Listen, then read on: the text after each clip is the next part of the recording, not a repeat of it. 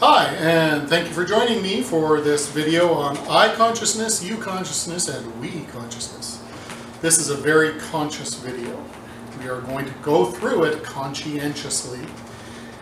All right, enough of that. So essentially, one of the things, if you have watched the video on creating a healthy self, you'll have noticed that we talk about I and big I, right? So we're going to talk about what it is that a big I is doing, what a resourced adult is trying to do when they're going through life, when they are trying to manage what's going on around them. And so one of the things that we need to be able to do is hold three beings, three kinds of things in our head at every time.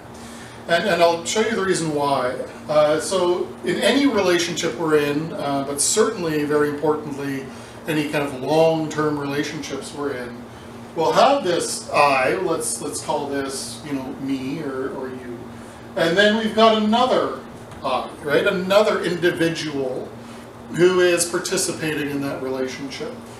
And together, there is some kind of shared experience, some kind of us, right? So in this case, this is I, this is you, and this is us, or we, okay? And holding all three of these things in our mind whenever we're engaging with people. That sounds hard. Primarily because it is, right? So it's interesting that some of us are wired to think mostly of ourselves, right? We go through the world and we're paying attention to what's going on for me and how are things affecting me and really good at that.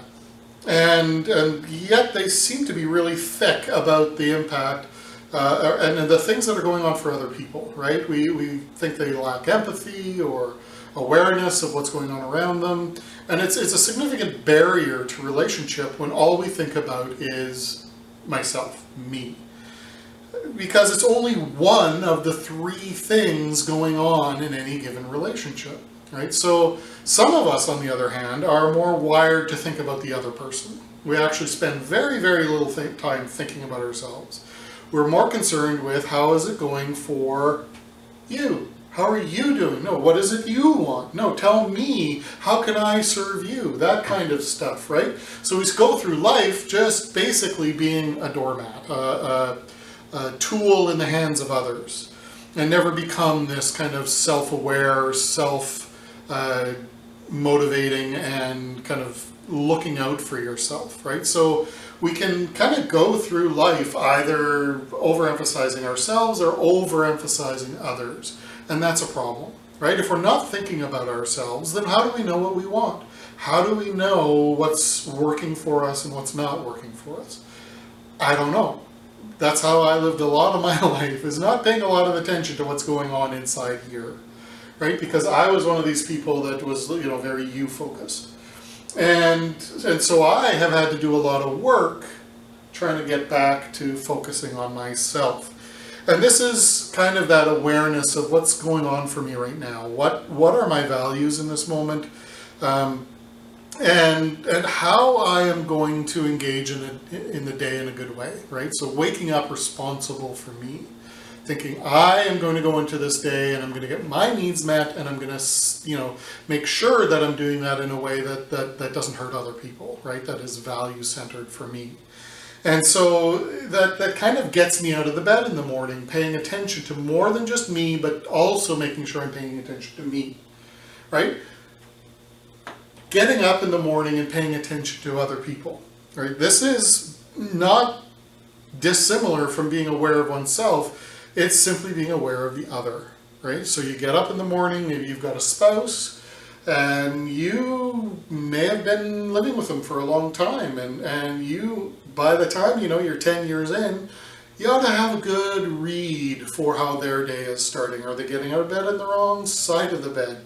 Are they having a great morning already? Or are they not feeling well, right? So this awareness of what's going on for the other person and what is going to be helpful for them in terms of kind of looking out for what they need in the day.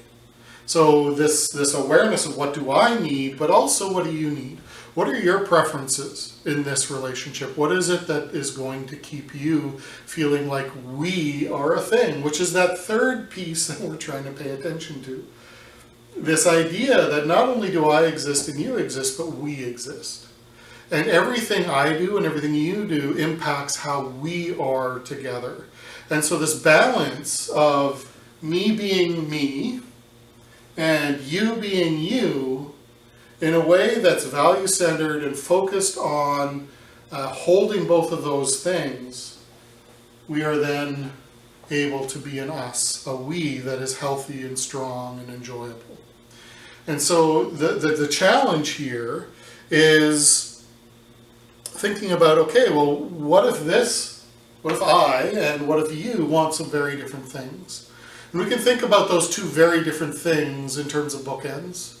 And it's not black or white. It's actually, okay, you've got some bookends and you've got a lot of books in between. And there's no particular reason why one bookend or the other is the idea that ought to happen, the preference that needs to be given priority. Somewhere in this, we can find something that's unique to us. So an example of that, kind of a bookend thing, I like having a beard. I discovered this in my late 20s, and I went through probably 10 or 12 different beard styles before I found one. So this is me. I want a beard. My wife, on the other hand, not so thrilled with kissing a mustache. Right? So this is a negotiated solution. It is how we have managed the challenge that I prefer a beard and my wife prefers to kiss a clean, smooth face. So you're looking at a living example of what happens when you sit down and you figure out what is it that we are going to do with the fact that I am me and you are you. And that's what makes each individual couple or relationship unique and special and to be valued and treasured, because it's the negotiation of who we are together. And so that is essentially what we're doing when we're in a relationship. And this could be an employee-boss relationship. This could be brother-sister. It could pretty much be any relationship. Holding I consciousness, holding you consciousness, holding we consciousness is how we keep that relationship strong and how we come up with those unique ways of being that come about as the blending of two unique individuals. Thanks for watching the video. Spend some time thinking about what does it mean for me to pay attention to me, what does it mean for me to pay attention to you, and what does it mean for me to pay attention to us.